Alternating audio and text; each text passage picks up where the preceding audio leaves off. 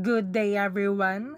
What you see on the screen right now is the source code that I will run to display the calculator. To begin with, the first thing you see displayed on top of the calculator is my full name, Sebastian Nino Sanyosa. Then, what you see displayed below my name is the label, JavaScript Calculator. Then, the second thing you see is the text box that has the function of letting you type anything in here. For example, I will type 2, then click the plus button to perform the addition.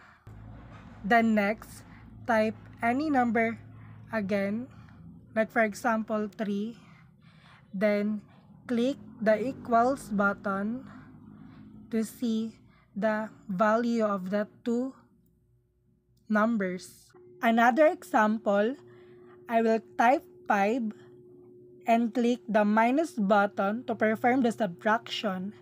And then I will type any number again, like 2, and click the equal button to see the value of the two numbers, and that is equals to 3. Another example is I will type 5, then click the times button to perform the multiplication.